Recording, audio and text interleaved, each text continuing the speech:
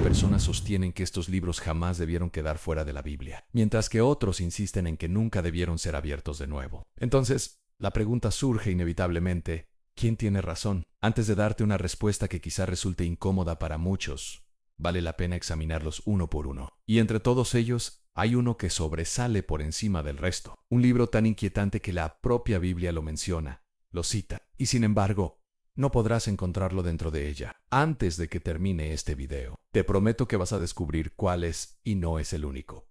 Comencemos con el Evangelio de Tomás. La infancia de Jesús permanece, en gran medida, envuelta en silencio. Los evangelios canónicos apenas nos dejan algunas líneas en Lucas y poco más. Sin embargo, este evangelio perdido intenta llenar esos espacios vacíos. Según este texto, Jesús, siendo aún niño, no solo realizaba milagros, sino que manifestaba un poder inmenso acompañado de un carácter inquietante.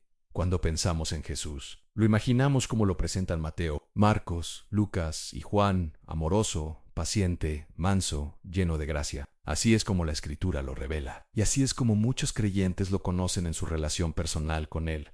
Pero el Evangelio de Tomás ofrece una imagen totalmente distinta, la de un pequeño con poder sobrenatural, pero sin el dominio que esperaríamos del Salvador. En uno de sus relatos más perturbadores, un niño insulta a Jesús, y éste le responde: no caminarás más sobre tus pies. El muchacho cae muerto en ese instante. Más tarde, al contemplar el dolor de sus padres, Jesús se arrepiente y le devuelve la vida. En otro passage, un niño lo empuja, y Jesús lo maldice, dejándolo inmóvil. Como petrificado, nada de esto armoniza con la figura del Cristo humilde, perfecto, compasivo y paciente que nos presenta la Biblia. Es una representación radicalmente diferente. Por eso, desde muy temprano, la comunidad cristiana rechazó ese texto, considerándolo fantasioso y herético. Fue descartado, prohibido y con el paso del tiempo quedó sepultado en la historia. Pasemos ahora al siguiente libro, el Testamento de los 12 Patriarcas. Este escrito recoge, supuestamente, las últimas palabras de los 12 hijos de Jacob. Cada uno reflexiona sobre su vida y advierte a sus descendientes acerca de los pecados que deben evitar. Rubén habla de la lujuria, Simeón del odio, Leví de la soberbia, y así sucesivamente con cada uno de los patriarcas. Pero hay un detalle que muchos no perciben. En varios de sus pasajes parece anunciarse la venida de un Mesías. En uno de ellos se declara a Judá: un rey vendrá de tu linaje, su reinado no tendrá fin. A simple vista, parece una profecía que apunta a Jesús, pues habla de un sacerdote y rey que gobernará con justicia.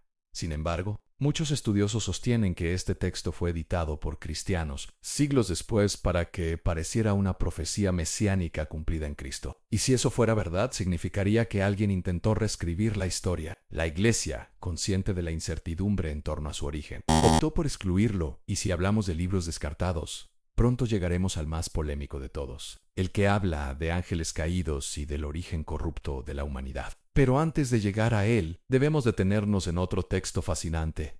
El libro de los jubileos en Génesis narra la creación, el diluvio y la historia de Abraham. Pero ¿qué ocurriría si existiera otra versión de esos mismos acontecimientos, con más detalles, más mandamientos y hasta con un calendario distinto? Eso es precisamente lo que ofrece Jubileos, una relectura de la historia bíblica, con un nivel de detalle sorprendente. Afirma, por ejemplo, que Moisés no solo recibió los 10 mandamientos en el Sinaí, sino que Dios le reveló toda la historia del mundo, desde la creación hasta su propio tiempo. Pero lo verdaderamente polémico no es lo que añade, sino lo que modifica según este libro. El calendario correcto no debería ser lunar, sino solar, con un año exacto de 364 días. Ni 365, ni 366, exactamente 364. Declara que quien altere ese orden también alterará las festividades sagradas en sí.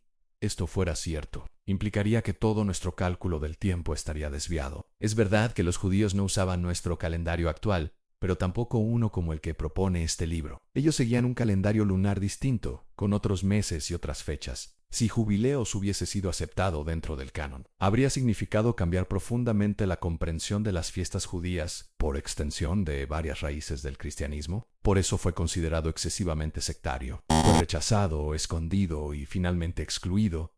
Ahora bien, antes de continuar con el siguiente libro prohibido, ¿quién decide qué libros entran en la Biblia y cuáles quedan fuera? Muchas personas creen que la Biblia siempre existió exactamente como la conocemos hoy, como si desde el principio hubiera tenido la misma forma y el mismo contenido, pero la realidad es muy distinta. Durante siglos concilios, líderes y autoridades religiosas debatieron intensamente acerca de cuáles libros eran inspirados por Dios y cuáles no. No fue un proceso sencillo, ni mucho menos rápido. Recién hacia el siglo IV, casi 300 años después de la primera venida de Cristo, la Iglesia consolidó el canon bíblico, dejando fuera decenas de escritos que circulaban en distintas comunidades o que habían sido leídos con anterioridad, y ese filtro no fue arbitrario. Los textos debían cumplir, al menos, tres condiciones fundamentales. A la primera era la autoridad. Debían haber sido escritos por un apóstol, un profeta o alguien estrechamente vinculado a ellos.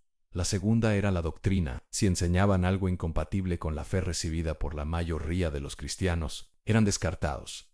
La tercera era el uso popular. Si eran ampliamente aceptados y utilizados por las primeras comunidades cristianas, tenían más posibilidades de formar parte del canon definitivo. Muchos libros no cumplían con estos criterios. Algunos iban demasiado lejos en sus afirmaciones. Y es ahí donde aparecen los llamados libros prohibidos, o apócrifos, pero lo que viene ahora es todavía más fuerte.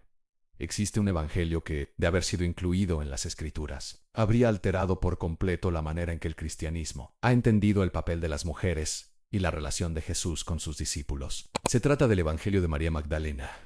Todos conocemos a María Magdalena como discípula, seguidora de Jesús, y la primera en verlo resucitado. Pero este evangelio perdido sugiere que su papel fue mucho más relevante de lo que imaginamos aquí. María aparece como la discípula predilecta de Jesús. Según este texto, recibió enseñanzas secretas que ni siquiera los apóstoles más cercanos llegaron a conocer. En uno de sus fragmentos, Jesús habla del pecado de una manera desconcertante. No existe tal cosa como el pecado. Sois vosotros quienes lo hacéis existir cuando actuáis conforme a los hábitos de vuestra naturaleza en otro pase. María anima a los discípulos después de la crucifixión: no oréis ni os aflijáis, porque su gracia estará con vosotros y os protegerá. Él mismo libró. Cuenta que Pedro cuestionaba la autoridad de María y se incomodaba ante el supuesto favoritismo que ella tenía. Llega a preguntar: ¿acaso el maestro habló en privado con una mujer y no abiertamente con nosotros? ¿Debemos cambiar nuestras costumbres y escucharla a ella? ¿Es que él la prefirió a nosotros? Entonces, según este texto, Mateo responde: en sí, el Salvador la hizo digna. ¿Quién eres tú para rechazarla? Sin duda, el Salvador la conoce muy bien. Por eso la amó más que a nosotros en esta. De más decir que esta narrativa contrasta fuertemente con la imagen que los evangelios canónicos nos muestran de Jesús y con la estructura de la comunidad cristiana primitiva tal como la presenta el libro de los Hechos y la historia temprana de la Iglesia. Además, ha dado pie a interpretaciones que sugieren un vínculo especial, incluso romántico, entre Jesús y María Magdalena por su contenido y por su marcada perspectiva gnóstica. Este evangelio fue rechazado, igual que el de Tomás. Fue considerado un texto contrario a la doctrina cristiana y ajeno al testimonio bíblico. En Internet abundan quienes afirman que la Iglesia lo ocultó para encubrir la verdad sobre Jesús. Pero la realidad es más simple: no cumplía con los criterios necesarios para ser reconocido como escritura inspirada. Hasta aquí hemos visto libros que alteran o distorsionan la imagen de Jesús. Ningún cristiano con discernimiento diría que deberían formar parte de la Biblia. Sin embargo, el siguiente caso es distinto, porque genera un debate real entre creyentes de todo el mundo. En los libros de los Macabios relata la rebelión judía contra el imperio griego. Y aquí aparece un dato muy importante: Primera y Segunda de Macabios están presentes en la Biblia católica, pero no en la protestante. ¿Por qué sucede esto? Porque para la Iglesia católica estos libros forman parte de la Septuaginta, la traducción griega del Antiguo Testamento que fue ampliamente utilizada por los primeros cristianos. En cambio, siglos más tarde, Martín Lutero y los reformadores los dejaron fuera del canon protestante, ya que no formaban parte del Tanaj hebreo, es decir, del canon judío del Antiguo Testamento. Por eso, en muchas iglesias protestantes son considerados apócrifos o deuterocanónicos, pero no inspirados con la misma autoridad. Además, contienen enseñanzas como la oración por los muertos, asunto que luego fue vinculado con la doctrina del purgatorio, algo que los protestantes no aceptan como bíblico. Aún así, su valor histórico es innegable. Nos ayudan a comprender el contexto político, espiritual y social del pueblo judío en los tiempos previos a Cristo. Ahora bien, si estos libros fueron retirados de algunas Biblias protestantes relativamente hace poco, el que sigue fue excluido hace siglos, porque su mensaje era demasiado peligroso para un imperio. Hablamos de los Salmos de Salomón. En la Biblia tenemos los Salmos, la mayoría atribuidos al rey David, pero lo que muchos ignoran es que existieron otros salmos que no fueron preservados dentro del canon. Los Salmos de Salomón, atribuidos tradicionalmente a su hijo, o al menos compuestos bajo su nombre. Fueron escritos alrededor del año 60 antes de Cristo. Son 18 himnos que denuncian la corrupción de los gobernantes y la opresión del pueblo judío bajo dominio romano, pero lo más llamativo es su visión del Mesías. Allí aparece con fuerza la idea del Hijo de David, como un Salvador que restaurará la justicia.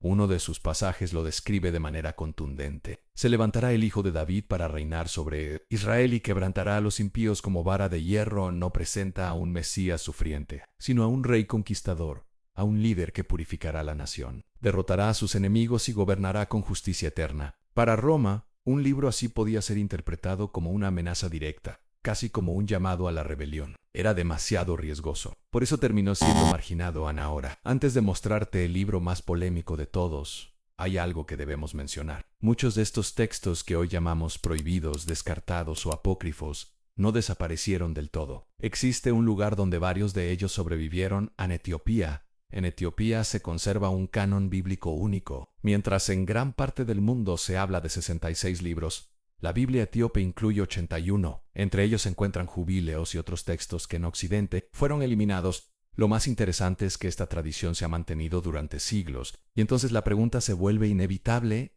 si Occidente y Oriente descartaron esos libros, ¿por qué Etiopía los conservó? Y ahora sí llegamos al libro que sobresale entre todos. El más extraño, el más perturbador, el más controvertido. El libro de Enoc, sin duda, es el más impactante de toda esta lista. Y lo más sorprendente es que la Biblia lo cita. En la carta de Judas capítulo 1, versos 14 al 15, aparece una referencia directa a una profecía atribuida a Enoc. Entonces surge la gran pregunta si la Biblia lo menciona. ¿Por qué no está dentro de ella? Porque el libro de Enoc relata historias que parecen sacadas de una visión apocalíptica. Habla de ángeles caídos, de seres celestiales que descendieron a la tierra, tomaron mujeres por esposas y engendraron a los Nefelim, una raza híbrida de gigantes según este texto. Enoc, el mismo que en Génesis caminó con Dios y no vio muerte, fue testigo de la rebelión de un grupo de ángeles, llamados los vigilantes. El resultado de esa rebelión fue desastroso. A los Nefilim, criaturas monstruosas, voraces e insaciables, arrasaban con todo lo que encontraban. Cuando ya no quedaban cosechas ni animales por devorar, comenzaron a consumir seres humanos. Pero eso no fue lo único. Estos ángeles también transmitieron a la humanidad conocimientos prohibidos en metalurgia, armas, hechicería, adornos, pinturas y prácticas que, según el libro, aceleraron la corrupción del mundo. Azazel, uno de ellos, enseñó a fabricar espadas, cuchillos, escudos y corazas. Y también se dice que las mujeres aprendieron a embellecerse mediante pinturas y colores. En otras palabras, introdujeron saberes que impulsaron a la humanidad, pero al mismo tiempo la precipitaron hacia su ruina. Entonces, según Enoc, Dios decidió encerrar a esos ángeles en el abismo y destruir a sus descendientes por medio del diluvio. En esta versión, el juicio del diluvio no se explica solamente por la maldad humana, sino también por la corrupción provocada por los Nefelim, por la influencia de los vigilantes sobre la tierra. No sorprende que este libro haya sido rechazado. Es demasiado extraño, demasiado cargado de elementos que desentonan con el resto del testimonio bíblico. Además, aunque se atribuye a Enoc, fue escrito muchos siglos después de su tiempo. Hay razones de sobra para considerarlo apócrifo y no escritura inspirada. Y, aún así, sigue despertando una fascinación enorme, porque alrededor del libro de Enoc hay misterio, controversia y enseñanzas profundamente inquietantes. Esto fue tiempo cristiano, donde la fe se defiende con verdad, y la verdad siempre apunta a Jesús. Hasta el próximo video. Que Dios te bendiga.